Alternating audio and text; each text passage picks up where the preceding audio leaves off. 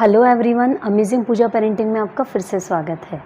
तो क्या पति या पुरुष उतने ही बुरे हैं जितने कि हम देखते हैं या सुनते आए हैं, या क्या पता थोड़ा सा हमने उन्हें समझने में गलती की हो। तो आज बस यही कोशिश करते हैं कि थोड़ा सा हम उन्हें समझें तो शायद ये रिश्ता बहुत अच्छा हो जाए।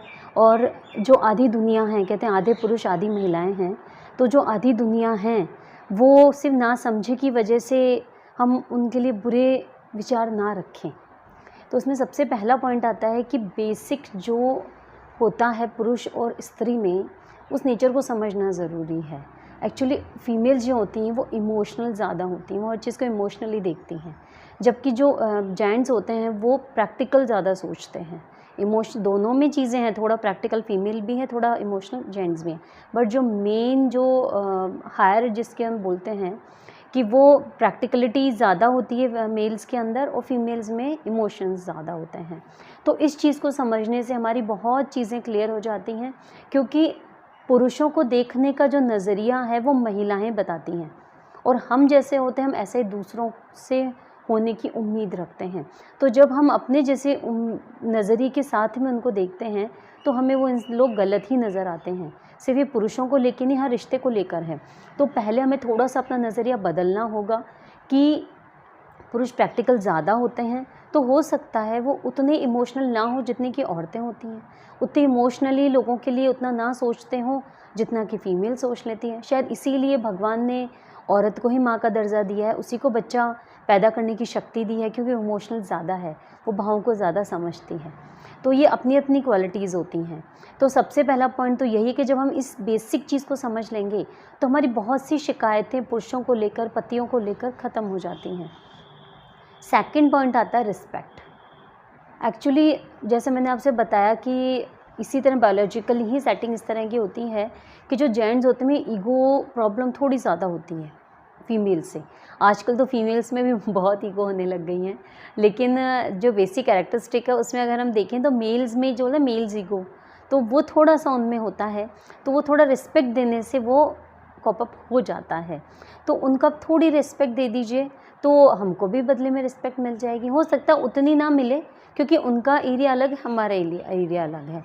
हस्बैंड जॉब पे जाते हैं, बिज़नेस करते हैं, बाहर जाते हैं, उनका थोड़ा नेचर अलग होता है। जैसे मैंने आपको बताया प्रैक्टिकल और थोड़ी चीज़ों को उस तरह से देखते हैं।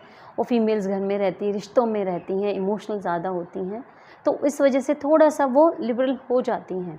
तो सबसे मेन है कि अपने हस्बैंड की रिस्पेक्ट करिए। अगर कहीं भी ऐसा लगे कि हाँ मेरा ही बोलने से इनकी इंसल्ट हो रही है तो प्लीज़ अवॉइड कर दें, फ़र्क कुछ भी नहीं पड़ना है। हाँ, आप बदला ही लेना चाह रहे हैं, किसी ऐसी कोई बात है तो वो फिर उसका अंत तो अच्छा भी नहीं होता, ये तो हमने भी देखा है। थर्ड पॉइंट आता है हस्बैंड के रिलेटिव्स। ये बहुत सालों से झगड़ा चला आ रहा है इस टॉपिक पर, आज भी यही है। मैं आपके घर वालों को इतनी इज्जत देती हूँ, आप मेरे घर वालों को नहीं देते हो, और हम ही आपके साथ रहते हैं, इनको मैं क्यों करूँ, इनके ससुराल इनके घर वालों को मैं ही क्यों अपना मानूँ, ये तो मेरे नहीं मानते, XYZ बहुत सी शिकायतें रहती हैं। वो बात टॉपिक ही अलग है, बट सबसे मेन आता है कि हस्बैंड के रिलेटिव्स, क्योंकि हम अपना घर छोड़ के आई हैं और अब हम इस घर में रहते हैं, तो हम इनके साथ ज़्यादा रहते हैं, इस फैमिली में ज़्यादा रहते हैं। अब ये हमारे क्लोज़ फैमिली मेम्बर्स हैं। हमारे हस्बैंड एज ए गेस्ट अपने ससुराल जाते हैं तो उनके साथ अलग तरह से बिहेव होता है। तो सबसे पहला पॉइंट ये आता है कि आप अपने इन लॉज़ को रिस्पेक्ट दीजिए, उनके साथ प्यार से रहिए, उनको अपनी फैमिली मानिए, उनकी उसी तरह से सेवा कीजिए। तो देखिए, हो नहीं सकता कि हस्बैंड आपकी तरह डाइवर्ट ना हो, या वो आपको ना समझे, वो आपको प्यार ना करें। एक्सेप्शंस तो देखिए हर जगह हैं। मैं आपको अभी भी बता देती हूँ कि मैं बातें कर रही हूँ जनरली, जो कि 80-90% मेल्स होते हैं, लेकिन एक्सेप्शंस भी होते हैं जिनका कुछ भी कर दो फिर भी दे आर नॉट सेटिस्फाइड। उनकी मैं बात नहीं कर रही हूँ, उनका तो भगवान ही बता सकता है कैसे हैंडल करना होता है। बट मोस्टली जो मेल्स होते हैं वो बहुत अच्छा फील करते हैं जब उनकी फैमिली को रिस्पेक्ट दिया जाता है उनकी वाइफ के थ्रू, क्योंकि उनकी वाइफ भी उनकी फैमिली है और उनकी फैमिली तो उनकी फैमिली है ही, और उनकी वाइफ तो जो है वो उनकी फैमिली से ज़्यादा इम्पॉर्टेंट होती है, और हस्बैंड उस पर अपना ज़्यादा राइट समझते हैं।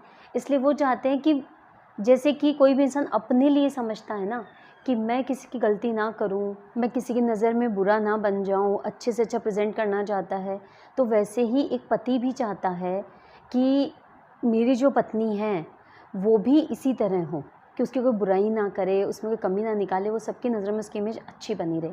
इसीलिए वो आपसे एक्सपेक्ट करते हैं कि आप उनकी फैमिली को अपनी फैमिली समझें। नेक्स्ट पॉइंट आता है, अपने हस्बैंड को किसी से भी कंपेयर ना करें, किसी से भी नहीं। सब इंडिविजुअल पर्सनालिटीज़ है, सबकी घर की अलग अलग कहानियाँ हैं, सबकी फाइनेंशियल कंडीशंस डिफरेंट है, तो आप उन्हें कंपेयर नहीं कर सकते हैं। मिला थी वो हमेशा अपने हस्बैंड को कंपेयर करती रहती थी, देखो मेरे जिया जी कितनी सी कमाई है फिर भी कितने ठाठ से रहते हैं। कोई मेरे अपने पड़ोसी के लिए बोलती रहती थी, कोई अपने और रिलेटिव के लिए, अपने भाई के लिए, किसी भी के लिए भी, कि देखो वो तो कितने अच्छे से रहते हैं, पता नहीं हमारे तो कुछ है ही नहीं, हम तो कुछ कर ही नहीं सकते हैं, वो तो आए दिन घूमने जाते हैं, हमको तो आप 10 साल में भी कहीं घुमाने नहीं ले जाते हो। तो इस तरह की बातें सुन सुन के जो पुरुष होता है वो परेशान हो जाता है, वो अवॉइड करने लग जाता है अपने रिश्तों को, फिर कि जब भी जाओ उसके बाद शिकायत ही रहती है, ये तो बस हमेशा कंपेयर ही करती रहती है। और कोई भी कंपैरिजन पसंद नहीं करेगा, इनफैक्ट आप खुद भी पसंद नहीं करेंगी कि आपके हस्बैंड किसी और से आपको कंपेयर करें कि देखो उसकी वाइफ तो कितना करे तुम तो नहीं करते, तो आपको कितना गुस्सा आता है। तो इसी तरह से अपने हस्बैंड के लिए भी आप सोचिए। सबसे इम्पॉर्टेंट जो पॉइंट आता है जो कि मैंस ईगो से रिलेटेड है, वो होता है फाइनेंशियल कंडीशंस। एक आदमी का काम है बाहर कमा के लाना, अपने परिवार का पालन पोषण करना, तो पैसा बहुत मैटर करता है उसके लिए, उसके रिस्पेक्ट से रिलेट करता है वो चीज़। तो आपको थोड़ा सा टेंटेटिव, आजकल तो सबको पता है वाइफ्स को कि हमारी पति की सैलरी क्या है और खर्चे किस तरह से, महंगाई किस तरह से बढ़ रही है। लेकिन अगर आपको नहीं भी पता तो थोड़ा टेंटेटिव तो आपको पता रहता ही है, जिस भी जॉब में है थोड़ा पता कर सकते हैं कि रैंडल में अप्रॉक्सीमेट कितना उनको मिल जाता है, 20-30 हज़ार, 50-60 हज़ार की, लाख जो भी है थोड़ा बहुत ऊपर नीचे, उस हिसाब से आप अपने घर के खर्चे करें। देखिए पति आपके हैं, वो आपसे अपनेपन की उम्मीद करते हैं, समझने की उम्मीद करते हैं, और वो भी बिना बोले अगर लाइफ पार्टनर करे ना तो उसकी तो कोई बात ही नहीं है, कोई जवाब ही नहीं है। तो जब आपको पता है कि उनकी तनख्वाह इतनी है, बच्चों की फ़ीस है, बीमारी है, सास ससुर के खर्चे आना जाना है, बहुत से खर्चे होते हैं, बिजली पानी का बिल है, फ़ोन का बिल है, पेट्रोल का खर्चा है, तो उस तरह से समझ कर आप अपना घर चलाइए। ये नहीं है कि बच्चों के साथ आप भी लग जाए, हाँ ठीक है बच्चे पिक्चर देखना चाहते हो तो क्या वो अपन भी देखें। हमारी एक रिलेटिव हैं, वो बिल्कुल सोचती ही नहीं है, उनके पति ठीक ठाक कमा लेते हैं, इतना कम नहीं कमाते हैं, लेकिन पैसा तो जितना भी हो कम ही लगता है हर इंसान को अपने लिए। वो आए दिन डिमांड करती रहती हैं, ये ज़रूरी नहीं कि वो खुद के लिए ही करें। चलो उनके हस्बैंड ने उनको बोल भी दिया एक बार कि अपना इतना नहीं है कि मैं आए दिन तो मुझे चीज़ दिलाऊँ, तो वो नहीं करती हैं, लेकिन वो और तरह से उनके खर्चे बहुत बढ़ा दिए हैं। बच्चे किसी चीज़ की ज़िद करे तो उनको शांत करने की बजाय वो उनको और प्रोवोक करती रहती हैं। जैसे बच्चे कह रहे पापा संडे है चलो हम कहीं घूमने चलते हैं ना, फिर बाहर ही खाना खा के आएंगे। हस्बैंड उनको थोड़ा सा इग्नोर करना चाह रहे तो वाइफ तो क्या हो गया, बच्चे ही तो हैं, एक छुट्टी वाले दिन आप नहीं लेके जाओगे तो कौन लेके जाएगा, 7 दिन तो हम यहीं पड़े रहते हैं। फिर बाहर जाएंगे, बच्चे कुछ खाएंगे साथ में, कुछ ना कुछ, पापा ये भी दिला दो, पापा वो भी दिला दो। अब अगर वो मना करते हैं तो उनका ईगो हर्ट होता है कि मैं कमाता हूँ तो मैं अपने बच्चों की ज़रूरत इच्छा पूरी नहीं कर सकता हूँ क्या। घर के राशन में महंगे महंगे राशन, बड़े डिपार्टमेंट स्टोर्स में जाके पैकेज फूड ख़रीदना, बड़ी बड़ी सॉस की बॉटल्स आ रही है, मेयोनीज़ आ रहा है, चीज़ स्प्रेड आ रहा है, कुछ भी, साबुन भी बहुत महंगे यूज़ कर रहे हैं आप। तो इस तरह से भी घर का बजट पूरा बिगड़ जाता है। अब उस पति पे सोचिए जो कि घर चला रहा है, वो अपने आप को कभी माफ़ नहीं कर पाता है कि मैं अपने घर के खर्चे कैसे मैनेज करूँ। मेरी गलती, मैं कम कमा रहा हूँ, फिर गलत कोई ना कोई गलत साधन इस्तेमाल करते हैं कमाने के ज़रिए, या फिर वो डिप्रेशन में चले जाते हैं, हमेशा परेशान रहते हैं, उनको 100 बीमारियाँ लग जाती हैं।